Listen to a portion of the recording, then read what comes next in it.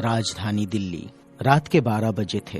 रात का सन्नाटा और अचानक दिल्ली, मुंबई, नागपुर में चारों ओर फोन की घंटियां बज उठी। राजभवन मौन था, संसद मौन थी, राष्ट्रपति भवन मौन था। हर कोई कश्मकश में था।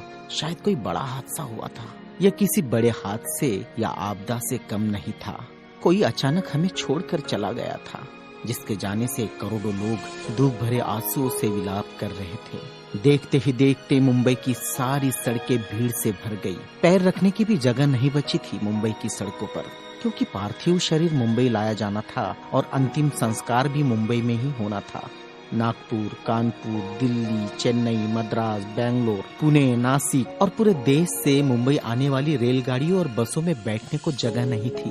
सब जल्द से जल्द मुंबई पहुंचना चाहते थे और देखते ही देखते अरब सागर वाली मुंबई जनसागर से भर गई।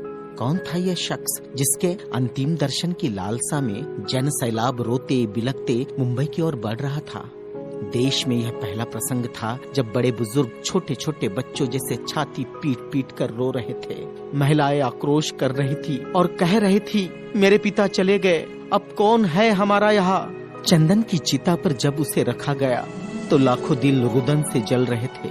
अरब सागर अपनी लहरों के साथ किनारों पर थपकता और लौट जाता, फिर थपकता, फिर लौट जाता। शायद अंतिम दर्शन के लिए वह भी जोर लगा रहा था। चिता जली और करोड़ों लोगों की आंखें बरसने लगी। किसके लिए बरस रही थी ये आंखें? कौन था इन सब का पिता? किसकी जलती चिता को देखकर जल रहे थे करोड़ों दिलों के अग्निकुंड? कौन था यह जो छोड़ गया था इनके दिलों में आंधिया?